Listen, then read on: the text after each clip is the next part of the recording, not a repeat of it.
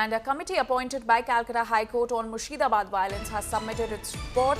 The report states that the attacks were directed by local councillor, and it also states that a local councillor came with miscreants. Local police was completely inactive and absent.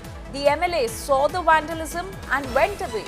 Police did not respond to distress calls. This is also what the report has stated. The attackers had covered their face to hide their identity. Temples were also destroyed. So these are the key takeaways of the report that has been submitted by the committee that was formed by the Calcutta High Court on the Musheedabad violence. It has submitted its report, but the big takeaway is that it states that the police was absent and it did not act on the distress calls.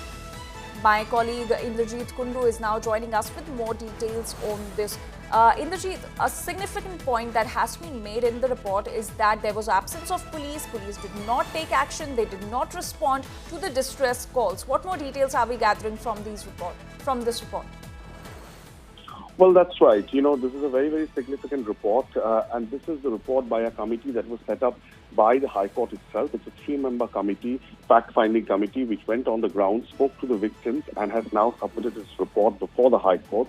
It was specifically to assess the damages so that the government can provide proper compensation. But it's, in a sense, a damning report, which also indicts the West Bengal police, because it clearly states the West Bengal police was inactive and did not respond to the SOS calls that were made by the victims, something that even we had found out when we were on the ground reporting and meeting the victims on ground. So this is very, very crucial.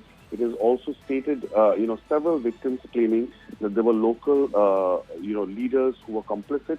They were present at the time of the attacks. There were miscreants who had covered their faces so that their identities could be hidden. And, gory details have been put out in that report, which is now has been submitted before the Calcutta High Court in a sealed cover. We'll have to see in the coming days when the hearing takes place next as to what action the Calcutta High Court takes vis-a-vis the report that has now been submitted.